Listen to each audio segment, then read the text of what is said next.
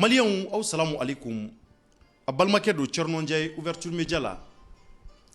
mi malien kelenkelenna bɛɛ fo ka bɛɛ wale ɲuman dɔn malien sigilen don diɲɛ yɔrɔ yɔrɔ Thierno ka foli bi bila a kanuba kelenkelenna bɛɛ ye maa minnu ye Thierno kanu maa minnu ye ouverture média kanu an kanubaw n ka foli bi bila aw kelenkelenna bɛɛ ye minnu bɛ Mali kɔnɔ ani minnu bɛ Mali kɔ kan Faransi jamanaw Amérique jamanaw Canada jamanaw ni Congo Afrique du Sud ni Algérie ani La Guinée Sénégal jamanaw Algérie jamanaw malien bi yɔrɔ yɔrɔ ni waati na ku bi ka an suit ani Mali kɔnɔna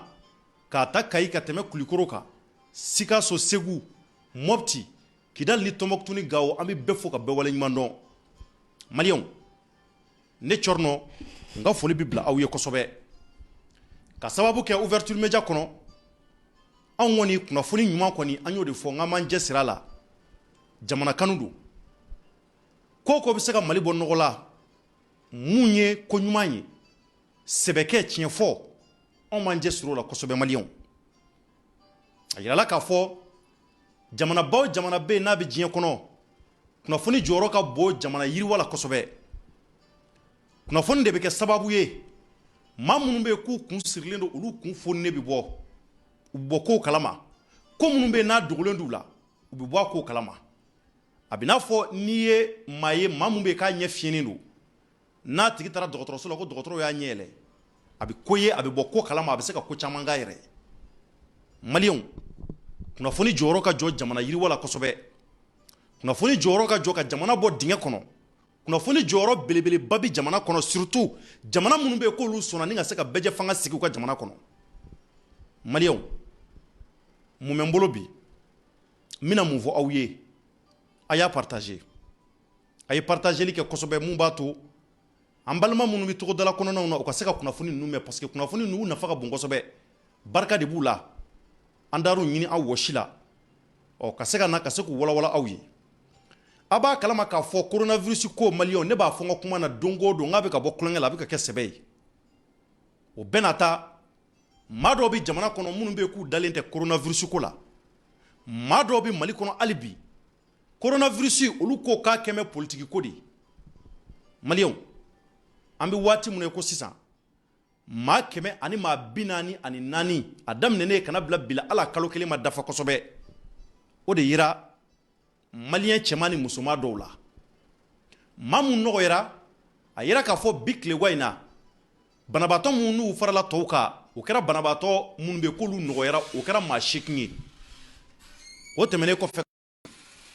maa 3 fatura bi Maliens maa 3 olu ntanyana o b'a yira k'a fɔ ko in a bɛ ka bɔ kulonkɛ la olu maa 3 sara cogo jumɛn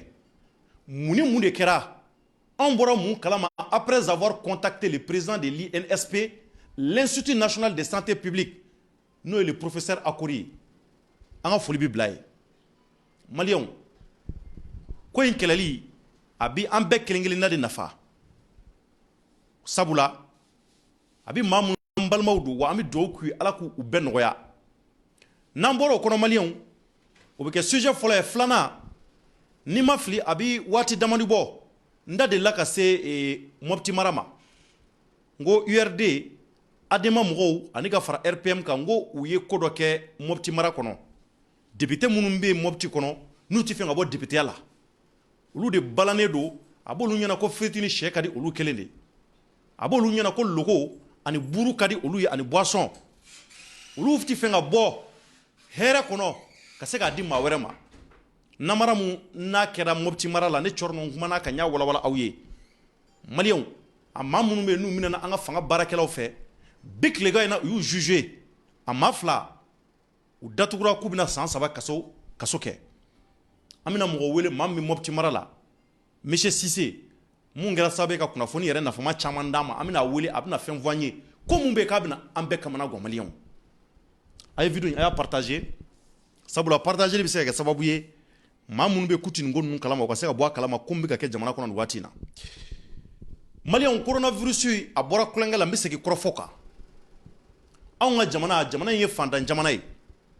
depuis waati min na coronavirus ma don Mali kɔnɔ anw jɔrɔla ko tun ye a kana se ka don anw ka ba Maliba kɔnɔ sabula Mali anw ka jamana n'i y'a ta k'a lajɛ Maliens i b'a ye k'a fɔ ani jamana wɛrɛw danfara ka jan ɲɔgɔn na kosɛbɛ sabula jamana in sengena tamanya anyana kata 2012 la kana bla bila mali bi kɛlɛ de la kɛlɛ mun be kan ni maa minnu mi ɲɔgɔn na an t'u yelen dɔn an t'u yɔrɔ dɔn o kɛmɛ ka dadigi caman kɛ anw na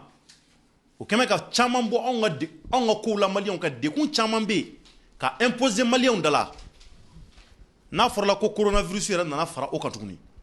o b'a yira k'a fɔ an ka dekun cayalen don nin waati in na wa fasoden ɲuman bɛɛ kelen-kelen na kan ka wuli ka jɔ kɛ ka se ka dɛmɛ lase faso in ma n'i ko mali ka di ye i jɔyɔrɔ ye mun ye maliko la i b'u i cɛsiri o de la maliyɛnw coronavirus daminɛnen ani bi cɛ depuis waati mun na an bɛ maa 2 la a nana kɛ maa 4 ye maa 6 maa 8 maa 10 ni dɔɔni maa 23 maa 30 ni dɔɔni maa 40 ani dɔɔni kana se maa 50 ni dɔɔni ma maliyɛnw an bɛ mun na bi coronavirus donnen mali kɔnɔ ani sanjɛ kalo 1 ma dafa kosɛbɛ ka ɲɛmi segi kɔrɔfɔ kan an bɛ maa mun na sisan ko coronavirus bolo o ye maa 144 bi sɔgɔmada in na ministère de la santé et des affaires sociales u bɔra ka communiqué mun yira k'a fɔ k'a yira maa 21 la bi tuguni maa 21 21 personnes maliyɛnw kuma in ye tiɲɛ ye maliyɛnw kuma in tiɲɛ don kosɛbɛ sabula an bɛ foli yɛrɛ bila fɔlɔ directeur de l'INSP n'o ye l'institut national de santé publique ye Akori le professeur Akori an b'a fo kosɛbɛ ka waleɲuman dɔn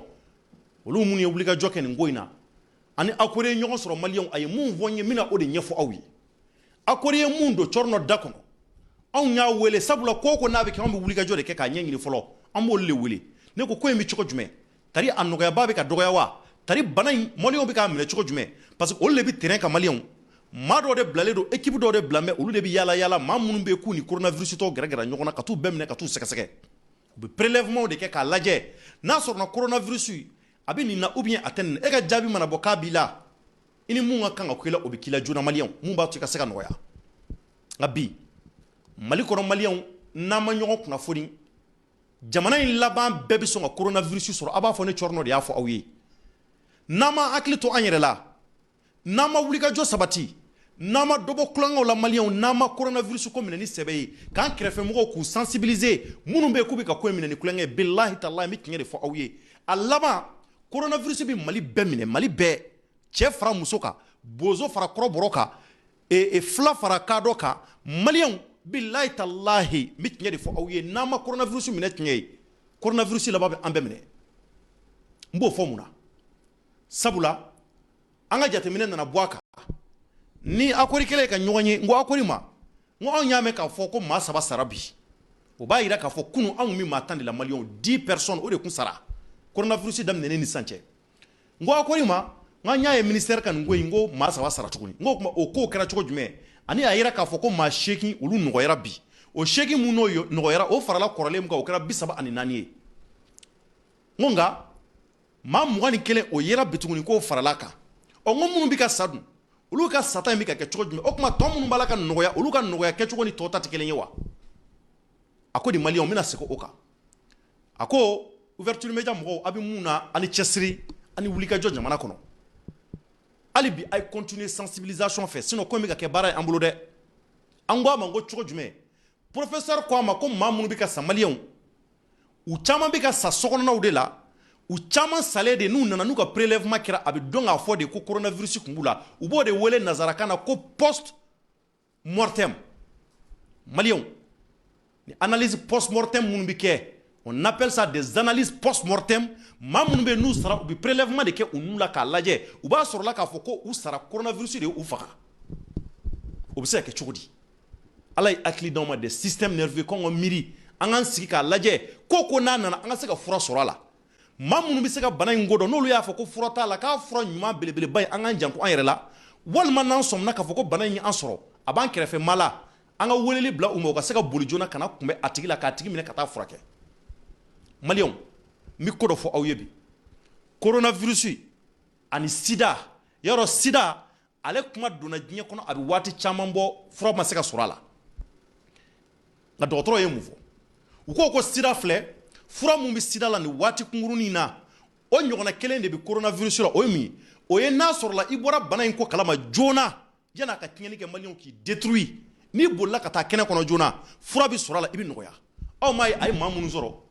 aw ma ye bana in kɛra maa mun na de b'a daminɛ olu caman nɔgɔyara parce que k'olu saba bɛɛ kun dɛsɛra de u bɔra ka bɛɛ k'u dɛsɛ de bana y'u dɛsɛ pali y'u dɛsɛ mura y'u dɛsɛ u bannen don ka t'u yɛrɛ dɔgɔtɔrɔso la sabula u kun bɛ ka sɔmi de u bɛ ka sɔmi k'a fɔ n'a sɔrɔ bana in bila ou bien n'a t'u la u dɛsɛlen de pewu pewu a kori ko k'olu kɛlen ka prélèvement kɛ u kɛlen ka o sɛgɛsɛgɛ yanni jaabi ka bɔ u y'olu wele k'a fɔ ko maa saba ninnu bɛɛ k'u bɛɛ tanyana k'u bɛɛ fatura u bɛ mun yira a ko n'an m'u dɛmɛ ko jamanadenw bɛ ka ko in filɛ kulonkɛ ye ko n'an ma maaw sensibiliser ko maaw bɛ ka ko in filɛ i b'a fɔ politique ko de don i b'a fɔ ko tiɲɛ tɛ bana in k'a tɛ Mali kɔnɔ walayi ko maa saba minnu sara bɛ k'olu ta kɛra ten u sara tɛ mɔgɔw la ko olu dalen da la mun b'a to i kana se ka da fɛ la wuli ka taa kɛyɔrɔ la a fɔra ko maa minnu bana duuru i yɛrɛ ka samara don i sen na i ka taa ko ɲɛɲini anw b'o de fɔ n ko maliyɛn tɛ da ko la n'a ma ko ye n ko maliyɛn tɛ ko minɛ sɛbɛ la n'a ma ko kɛtɔ ye n'a ma juguyatɔ ye maliyɛnw professeur Akori ko di maa minnu sara maliyɛnw n'a y'a ta k'a lajɛ maa 13 de sara maa 2 dɔrɔn de b'a la minnu bɛ yen k'olu ta dɔnna yan'u ka sa a tila fɛn fɛn bɛ yen nɔ ka se ka o y'a sɔrɔ coronavirus don maliyɛnw ni o kɛra i la ala k'an kisi i tɛ se ka nɔgɔya ni o kɛra fura t'o la fura foyi t'o la maliyɛnw ni bana in y'i minɛ k'i dɛsɛra ko bana in e détruit waati mun na k'e ko k'e bɛ wuli ka taa dɔgɔtɔrɔw fɛ ko dɔgɔtɔrɔw ka fura ɲini o b'a sɔrɔ c'est trop tard u tɛ se ka fura sɔrɔ a la u tɛ se ka foyi kɛ e ka bana na mun b'a to e bɛ se ka nɔgɔya maliyɛnw nin ko mun n'a bɛ jamana kɔnɔ anw jɔrɔla sabula anw y'a ye k'a fɔ négligence bɛ ka caya bana in kɔnɔ anw y'a ye k'a fɔ maliyɛnw tɛ ka ko in minɛ ba la an y'a ye k'a fɔ maaw bɛ ka ko in kɛ i b'a fɔ an bɛ kulonkɛ de la aw ɲɛ tɛ diɲɛ jamanaw la maa minnu bɛ ka fatu anw y'a daminɛ maa minnu kɔ n'o ye Burukina ni Senegal ye anw da bɛ ka caya ka tɛmɛ olu ta kan maliyɛnw aw tɛ ka jɔrɔ wa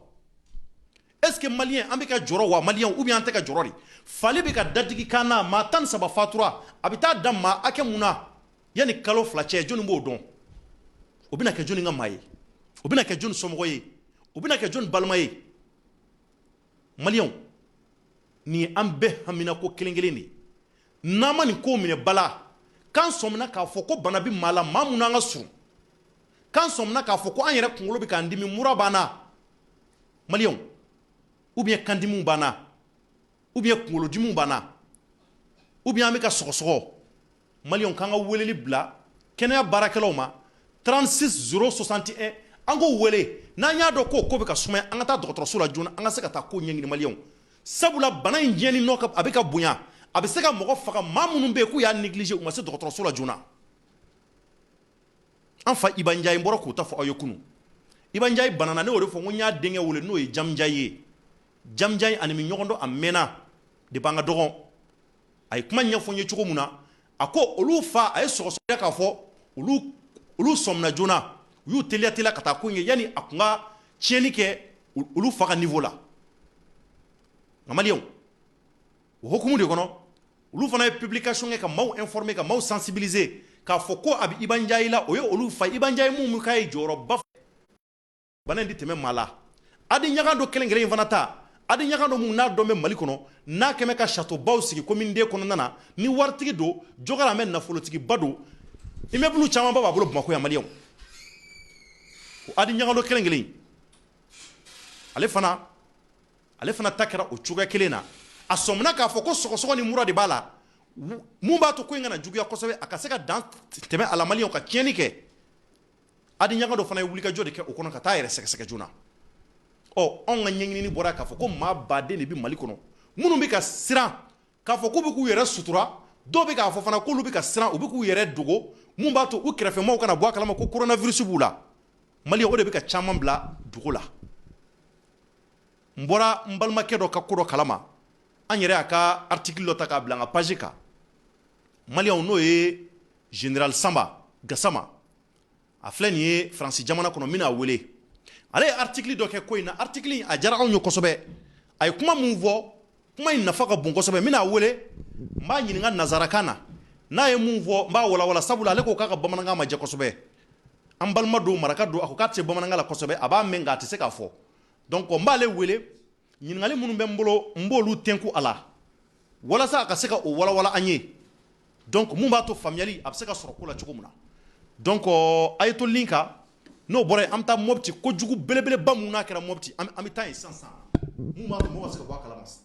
Oui Samba, salam alaikum. Samba. Oui, allô? Allô? Allô? Oui, Samba, bonsoir. Oui, bonsoir, ça va. Comment allez-vous? Bien, merci. Ah, Dieu merci alors. D'accord, Samba, la semaine passée, j'ai vu un article dont vous avez écrit vraiment les chiffres silencieux. Donc, j'aimerais savoir beaucoup de choses aujourd'hui. Et qu'est-ce qui vous a poussé même à écrire vraiment cet article et à choisir cet article comme les chiffres silencieux? Ok, je vais mettre un mauvais. Comme ça va mettre ce qui est mieux. Allô? Allô? Oui, Samba, vous êtes là? Aïe, aïe, aïe. La connexion est mauvaise. D'accord. Donc, ce n'est pas grave. On va claquer à Samba Boulé. Nazira Kassou. Parce que, allez, maman, on va faire un test.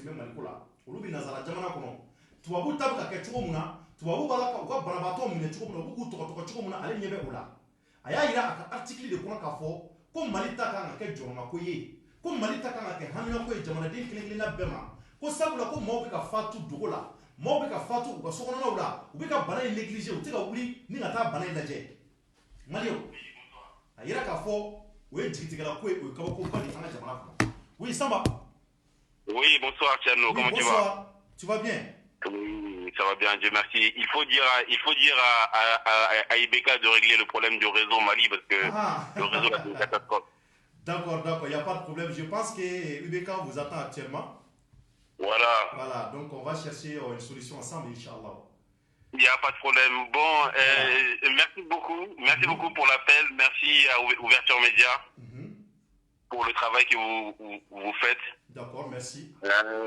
Moi, je ne maîtrise pas le Bambara au point de le parler. Je comprends. Je suis plutôt soninké. Oui, je vois. Voilà. Il y a beaucoup d'ethnies ici au Mali qui ne comprennent pas bien la langue bamanaka. Par exemple, comme des Soraï, comme des Tamashek,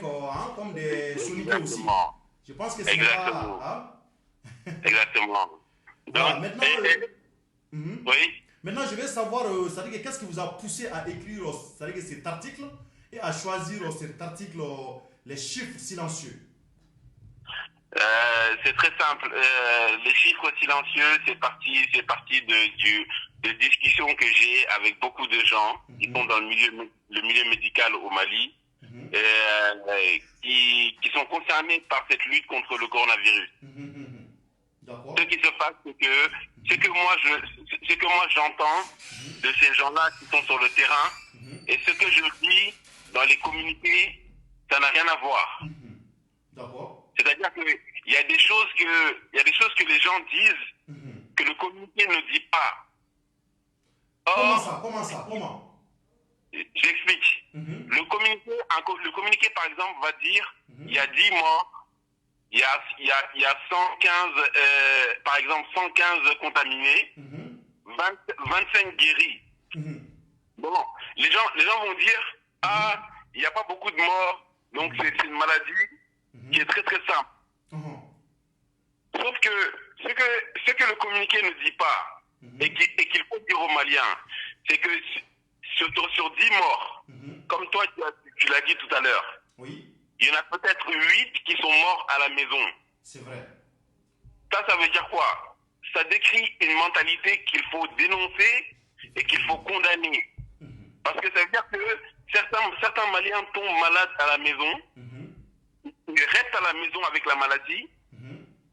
ils contaminent leur famille. C'est vrai. Leur famille contamine les voisins. Les voisins contaminent les quartiers. Le quartier contamine la ville contamine le pays. C'est ça qui est la vérité. C'est la vérité. Ça, c'est vrai. C'est un comportement, il faut le dire, c'est un comportement égoïste. Peu importe la raison pour laquelle les gens font ça. Les communiqués de l'État ne parlent pas de ça. Et il faut préciser aux gens qu'aujourd'hui, les chiffres que nous avons ne reflète pas la réalité en termes de contamination. C'est le cas au Mali, c'est le cas en France, c'est le cas partout aux États-Unis, dans la mesure où tout le monde n'est pas testé. D'accord. Il y a des gens dans les pays, peu importe le pays, qui se baladent avec la maladie, mais eux-mêmes, ils ne savent pas qu'ils sont malades. Oui, effectivement. Il y a ceux qu'on appelle les porteurs sains. Mais il y a aussi les gens qui sont malades, mais qui sont dans les 14 jours d'incubation. Les 14 jours pendant lesquels tu as la maladie, mais tu n'as pas de symptômes. Gens. Effectivement, ça c'est vrai. Et ben, tout ça, ce n'est pas écrit dans les communiqués. Donc si les Maliens se reposent que sur le communiqué pour juger de l'état de la maladie dans le pays, ils se trompent énormément. Parce que quand le premier cas malien a été déclaré, ça faisait déjà 10 à 14 jours que la maladie était dans le pays. Oui. Voilà, donc il faut tenir compte de ces réalités-là. D'accord. Donc, mais voilà. mais maintenant, c'est-à-dire que comment est-ce que le dépistage et la prise en charge des malades se font en France? Bon, ici c'est très simple. Nous sommes 67 millions d'habitants en France. Très rapidement, le pays s'est retrouvé dépassé parce que l'État n'a pas pris les bonnes mesures au début. D'accord. Donc, ce qui s'est passé, c'est que les hôpitaux ont été remplis rapidement. Donc, l'État a été obligé de nous mettre en confinement. Tu restes à la maison. Si jamais tu développes la maladie et que c'est grave, tu vas à l'hôpital. D'accord. Si ce n'est pas grave, tu prends les médicaments, tu restes à la maison. D'accord. Parce qu'il n'y a pas la place pour tout le monde à l'hôpital. Aujourd'hui, en France, on ne teste que les gens qui vont à l'hôpital dans un état grave. D'accord. C'est pour ça que je disais que si on tient compte des chiffres officiels, les chiffres sont faux parce qu'il y a des gens actuellement qui sont malades. Oui. Mais dont l'état n'est pas grave, donc ils sont à la maison, ils n'ont pas été testés. D'accord. Voilà, mais ces gens-là sont contagieux. Effectivement. Voilà. Donc vous avez raison. Maintenant, et quel est votre dernier mot pour l'ensemble des Maliens? C'est-à-dire concernant vraiment cette maladie, le coronavirus. Ce que je peux dire aux Maliens, c'est qu'il y a beaucoup d'informations qui circulent sur WhatsApp, sur Facebook,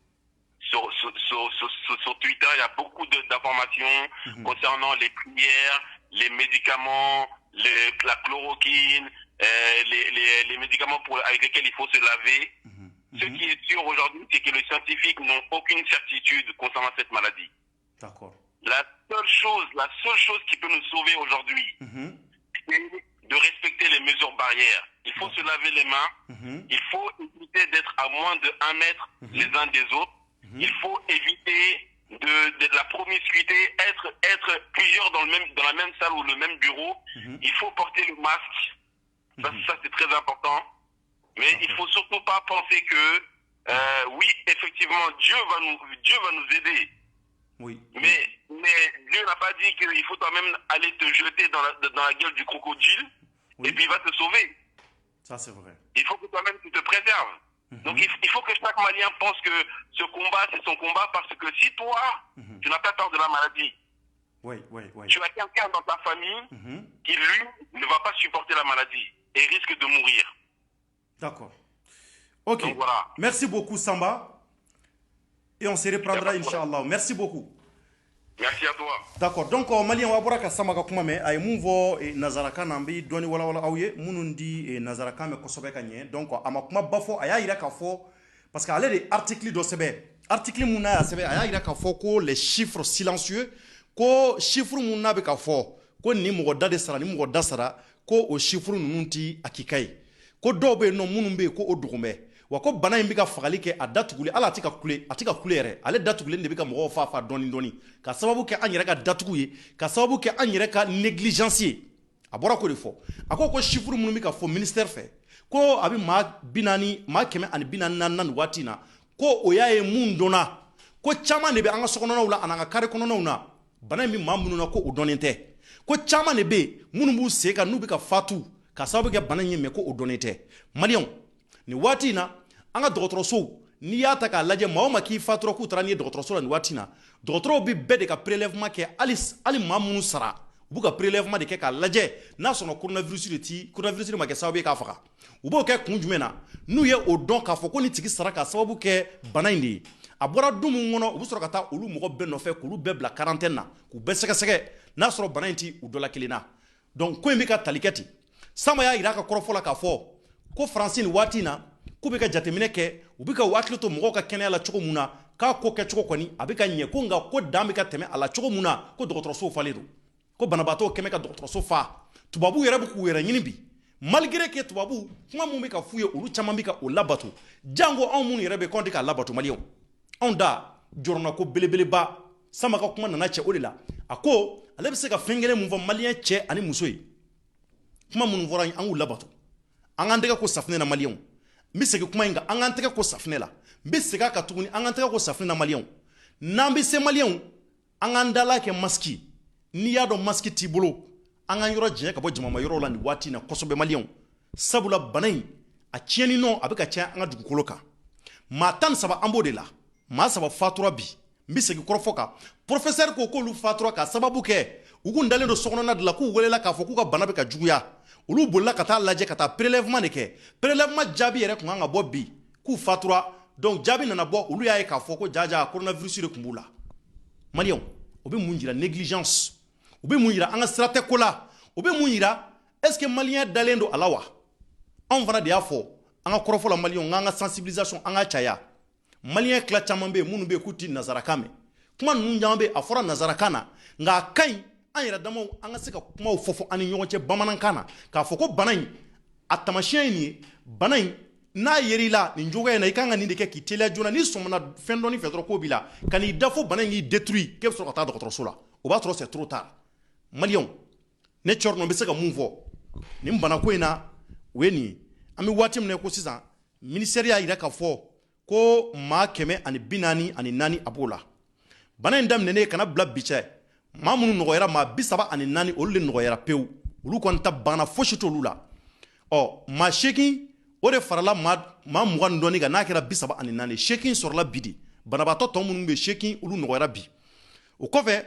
a ko maa 13 o sara maa 10 de kun sara kunun u ka communiqué la ko maa 10 de sara maa kelen mun farala 9 in kan o tun ye cɛkɔrɔba ye o fatura kunun donc 3 in o kɛra bi o ta mun kɛra n filɛ ka o de ɲɛfɔ aw ye o ko passera cogo min na n filɛ ka o de expliquer na coronavirus yira maa mun na de b'a daminɛ fo kana bila bi la a daminɛnen kana bila bi la tuguni maa mun bɛ yen k'olu nɔgɔyara maa 34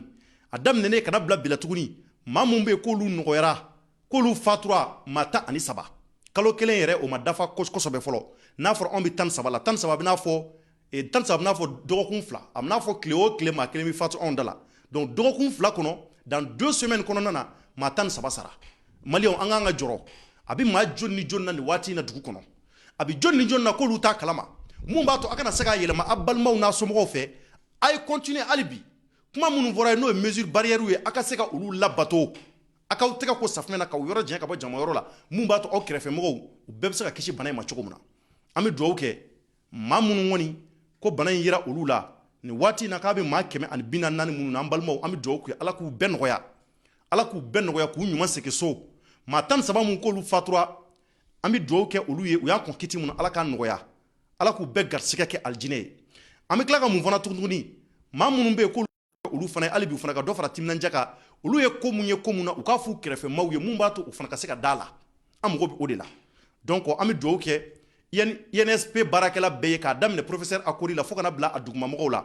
ka foli bila ministère de la santé la maa minnu bɛ ka baara kɛ nin la dɔgɔtɔrɔw surtout dɔgɔtɔrɔ minnu bɛ yen k'olu yɛrɛ exposé len don nin ko in na u yɛrɛ bɛ se ka bana sɔrɔ an bɛ dugawu k'u ye an b'u sama dugawu la an b'a fɔ u ye k'u ni cɛsiri u ni baara ala k'u bɛɛ kisi ka bɔ nin bana in tɔɔrɔ ma maliyɛnw n'an bɔr'o la an bɛ taa sujet filanan na kojugu belebeleba den minnu n'a kɛra Mopti n bɛ segin a kan kojugu belebeleba o de kɛra Mopti mara la maliyɛnw anw ka politikimaw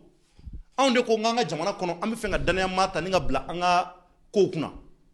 député sigi o bɛ sen na député sigi première tour mun n'a tɛmɛna maliyɛnw n bɔra k'a fɔ émission jan tɛmɛnen na n ko maliyɛnw bourrage d'urne de kɛra Mopti mara la ne y'a fɔ n ka kuma na o bourrage d'urne mun n'a kɛra Mopti dugu dɔw bɛ yen bɛɛ b'a kalama k'a fɔ ko dugu ninnu ko kɛlɛ de b'a dugu la n'o ye Jalube ninnu Yuwaru ninnu n'a ɲɔgɔn sabula Mopti a fɔra k'a fɔ ko commune damadɔ minnu bɛ yen kalan in kan ka fili o yɔrɔw bɛɛ la maliyɛnw mun de kɛra o yɔrɔ zone minnu bɛ yen kalan ma se ka fili nka a ɲɛmaa minnu bɛ yen k'u bɛ fɛ ka kɛ député jaja olu caman kun dogolen don Mopti dugu kɔnɔna de la Mopti dugu kɔnɔ u tun bɛ mun na yen namara ɲɛnabɔli ka wulikajɔw sabati maliyɛnw ka ŋanamu kɛ Mopti dugu kɔnɔna na u ye mun de kɛ u ye bourrage d'urne kɛ an ka polisiw de bɔra a kalama k'a fɔ dɔ de ye weleli bila u ma ko maa ninnu bɛ sokɔnɔna dɔ u tun b'a la ka mun kɛ sokɔnɔna in kɔnɔ maliyɛnw Mopti sokɔnɔna dɔ bɛ yen famille dɔ bɛ yen u tun kɛn bɛ ka taa urne ye fɛn min bɛ ko kala bɛ fili a kɔnɔna na fɛn barani kala bɛ fili minnu u b'a fɔ de ma ko urne u ye mun kɛ olu ka dugu yɔrɔ vote kan ka kɛ dugu minnu na yarɔ ni 18h sera o dugu yɔrɔ bɛɛ ta kan ka na Mopti de kɔnɔ o la u bɛ sɔrɔ ka na jaabi bɔ k'a jate sisan ni maa hakɛ de votera ni maa hakɛ de votera u ye mun kɛ u y'a to fo 18h selen jaja barani in dogolen don u bolo sokɔnɔna na u yɛrɛ bɛ k'a sɔri a kɔnɔ ka jigin u k'u tɛgɛw digi ka jigin c'est à dire namara yɛrɛ kan ala ɲɛ b'u la dɛ nka o tɛ ka siran ala ɲɛ masa ala ɲɛ b'u la k'a fɔ ko maliyɛndenw sɛgɛnna maliyɛndenw ɲanina a ye kɛ faama ɲuman ye a y'a to maliyɛnw ka vote aw ye aw yɛrɛ danbe kan u ka vote aw ye tilennenya kan nka u tɛ ka siran ala n'a kira ɲɛ dɛ u bɛ k'a digi a kɔnɔ ka jigin 18h selen ni maa ninnu de filɛ sa ka bɔ ko k'olu ka fɛn nana olu ka urne nana ka b'u ka zone na k'u kana jateminɛ kɛ a fɔra ko u bɛ ka namara kɛ polisiw de filɛ san ka boli ka taa olu bɔra a kalama k'u bɛ ka sɔri waati mun na olu de filɛ ka boli ka taa bɛn n'a ye u bɛ k'a digi a kɔnɔ maliyɛnw o kɛlen maa minnu bɛ k'u kɛ u y'u yɛrɛ ɲini u bolimatɔ la polisiw sera ka maa 2 minɛ u la maa 2 maliyɛnw o mɔgɔ 2 min minɛna u taara di an ka sariya baarakɛlaw ma n'o ye justice ye kiiri de tigɛra bi maliyɛnw kiiri mun tigɛra bi a yɛrɛ k'a fɔ ko kiiri damaja u la ko ngalon don u ye mun kɛ u ye bɛnkanni de kɛ u y'a lajɛ ka bourrage d'urne mun n'a kuma fɔra lɛgɛsɛ do tan do kelen t'a jɛ juge ye mun fɔ juge y'a yamaruya k'a fɔ k'a bɛ san 3 kaso de di u ma 3 ans de prison k'ale kuma caman t'a la o 3 ans de prison mun kan ka d'u ma juge de y'u ɲininka k'a fɔ ko jɔnni de y'u ka complice ye jɔnni de y'u bila nin na parce que député dɔ y'u bila la député dɔ de y'u bila a ko la député min bɛ Mopti kɔnɔ n bɛna tila ka Sise wele sa Sise b'a tɔgɔ fɔ député dɔ de y'a kɛ adama maaw ka député dɔ b'a la URD maliyɛnw RPM aw yɛrɛ ni ala n'a kira cɛ aw yɛrɛ ni ala n'a kira cɛ maliyɛnw URD qui se dit libéral RPM qui se dit maliyɛnw socialiste olu bɛ se ka taa nin ko fasugu kɛ cogo di ka se ka taa nin ko fasugu kɛ ka taa nin bɛnkanni wale kɛ cogo jumɛn ka bɛnbɛnbɛn sigi Mopti mara kɔnɔ ka bourrage d'urne kɛ maliyɛnw ɲɛ bosolen ɲɛna ko se t'an ye nka anw y'a dɔn de ko sariya ɲuman b'an kunna Mopti mara kɔnɔ Mopti juge an ka foli bɛ bila a ye a y'a fɔ a ye ko Cɔrɔnɔ ko k'a b'a fɔ k'a wale ɲuman dɔn ko Maliki ka mɔgɔw de don Maliki de y'u bɛɛ sigi ko bɛnkan tɛ kɛ maliyɛnw na tuguni fiyewu n bɛna Sise wele Sise b'a tɔ fɔ aw ye u ma sɔn k'u ka complices de fɔ député minnu y'u bila nin baara lankolon in na député minnu y'u sara ka nafolo d'u ma ko député in ko u ma de maliyɛnw k'u kana ale tɔgɔ fɔ dɛ n'u y'u c'est à dire que n'u datugura ale bɛ fura ɲini ni ka t'u bɔ nka u datugura dɛ k'a yira k'a fɔ k'u bɛna san 3 o de kɛ kaso la nin waati in na maa minnu bɛ ko in tila caman kalama an bɛna lajɛ ka se ka Sise wele Sise bɛna fɛn caman fɔ an ye ko in na ko in passera cogo jumɛn tribunal kɔnɔna na bi Mopti mara kɔnɔ Sise salamu aleykum. Waaleykum salam Cɛrno. somɔgɔw bɛ di. baasi fosi tɛ alhamdulilah. tari fɛn t'i la kɔni. walayi baasi fosi tɛ alhamdulilah. nba Sise Mandemori. nba. d'accord Sise nin waati in na maliyɛn bɛɛ ɲɛ b'i la Mali kɔnɔ ani Mali kɔ kan. ko mun n'a kɛra Mopti mara la an b'o ko de kan an y'a mɛn ko jugement kɛra bi. ok ko juge ye maa 2 ninnu ko a ye mandat de dépôt da u kan maliyɛnw ko ka taa u datugu Sise ko 3 ans de prison. 3 ans de prison ferme. Ferme, très bien. Mais k'u ma sɔn ka k'u ka complice fɔ maa minnu y'u nɛgɛ k'u bila bourrage d'urne na k'u ma sɔn k'o tigi fɔ. Cɛrno an bɛ se ka min fɔ nin ko in na.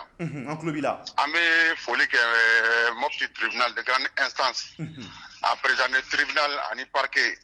juge au siège ani parquet u y'u jɔ u jɔyɔrɔ la. d'accord. parce que ko min kɛra Mopti a bɛ mɔgɔ dabali ban. kosɛbɛ. monde entier bɛɛ y'a ye k'a fɔ Mopti élection ma kɛ bakɔfɛla la. n'an ko bakɔfɛla o de tun ye commune minnu an y'a fɔ commune 4 Uromodi Soyi Sasalbe Kubayi an y'o de fɔ k'a fɔ élection ma kɛ a commune 4 ninnu na mais o commune 4 ninnu a bureau n'a urne n'a fɛnw tun bɛ mɔgɔw bolo Mopti ni sous-préfet dɔw y'olu ta k'olu di mɔgɔw ma u ka se k'o burune k'o bure ko adema URD RPM mɔgɔw ye o ko de senfɛ wulikajɔ nana kɛ ka se ka so yi biro 30 ani 6 in olu de nana ka na sɔrɔ Amadou Landouré a n'a ka assesseur bolo. Amadou Landouré jɔn ye? Amadou Landouré ale tun ye président de bureau de ye so yi. Donc Amadou Landouré. Amadou Landouré. Donc fɛn in bɛɛ taara ka d'ale de ma. Donc ale fana n'a ka assesseur. Assesseur kelen ta o la o mɔgɔ fila. Depuis signé élection in fo ka taa fɔ élection don o b'a baara in kan an taara ka wulikajɔ kɛra k'u minɛ n'o de aw bɔra o kalama. Donc au jugement de sen fɛ mɔgɔ ninnu minɛnen honorable Belko Samaseku n'ale de ye RPM ka député sortant ye n'ale bɛ liste in kan. E k'ale ka segin tɔgɔ in kan tan e ka segin tɔgɔ in kan. Honorable Belko Samaseku. Honorable Belko Samaseku n'ale de ye RPM ka candidat ye alliance in kɔnɔna na alliance Adema URD RPM kɔnɔna na a ye wulikajɔ caman kɛ depuis polisi la. Fo kana se tribunal la pour que ka se ka mɔgɔ ninnu bila mais o bɛɛ la juge y'u jɔyɔrɔ la fo ka taa se jugement ma. Très bien. Donc u tun y'a yira mɔgɔ ninnu na k'a fɔ mɔgɔ ninnu ye u kana olu dénoncer mais juge ko mɔgɔ ninnu kumana u ma kuma ale ye procès verbal minnu ye ale a ye récépissé minnu ye u kɛlen don ka voix minnu di voix ninnu b'a yira k'a fɔ u tun bɛ ka baara in kɛ mɔgɔ minnu ye hali n'u ma sɔn ka mɔgɔ ninnu dénoncer donc u y'a yira mɔgɔ ninnu na k'a f'u ye u ka to u ka kumakan kan k'a fɔ mɔgɔ m'u bila la u yɛrɛ de y'a kɛ olu n'u labɔ donc o de nana kɛ ni jugement kɛra ni Amadou Landouré a n'a ka complice n'o ye Adama Toloba ye u condamnera Mopti tribunal de grande instance fɛ a ka bi audience la pour 3 ans de prison ferme avec 300 000 francs amende chacun donc o bɛ mun yira Thierno n'a fɔra k'a fɔ ko mɔgɔ fanga ɲini yɛrɛ kama ani juguya kama aw bɛ denbayatigi dɔw ta k'u la nata 6,000 ou bien 5,000 par bureau u kun b'o de d'u ma o kama bi ils vont avoir 3 ans de prison ferme à faire donc an bɛ min fɔ an bɛ wele bila Mali autorités ma parce que nin ye nin bɛɛ kelen parce que dɔ de y'i ban k'i jɔ a jɔyɔrɔ la élection tɛ se ka kɛ yɔrɔ min na bɛɛ b'o dɔn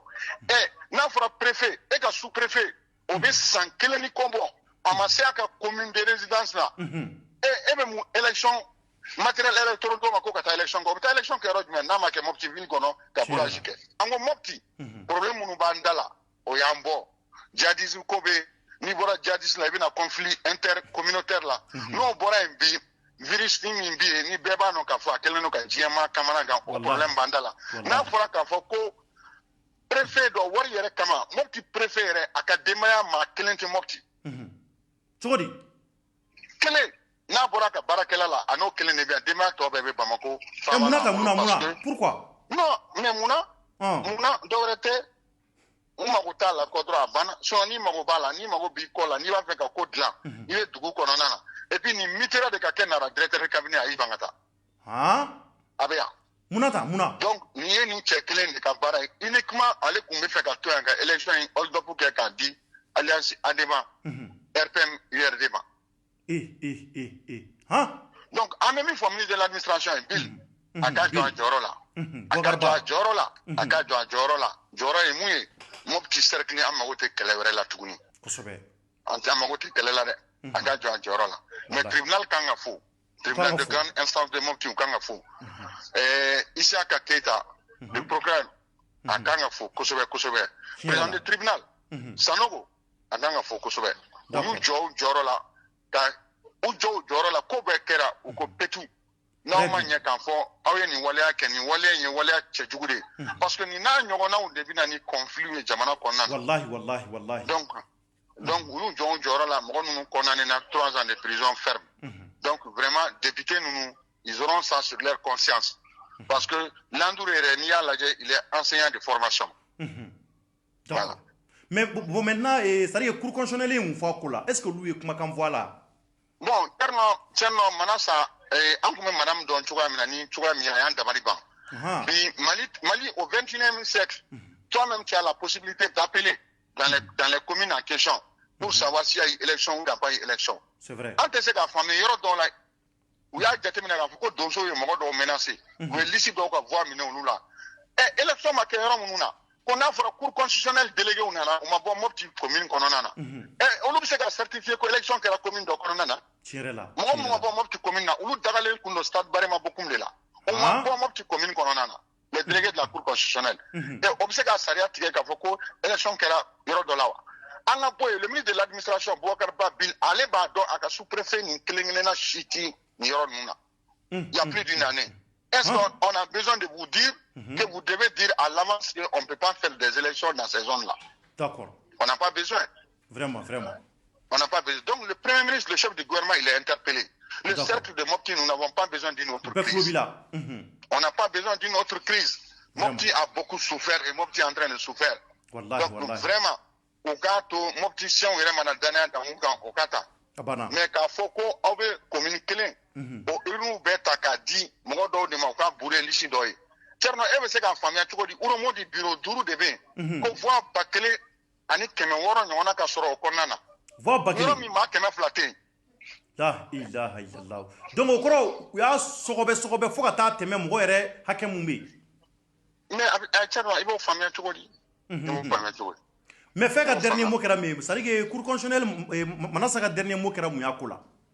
Manasa yemi foko ale ba fo mo te lecture de loi ke ko reketu ketu manye mais reketu ketu mana o mana juga choko le bon sens en matière judiciaire demande à un magistrat lorsque toi-même tu sais que consciencieusement femme kera wala tchejugo do tu n'as même pas besoin vraiment tu dois invalider et présidentielle de la 2018 mopti sur 15 communes à masaka ke commune savala aux conditions sécuritaires qu'on ka ni bié non tiens là tite mouka voilà. D'accord, donc si c'est maintenant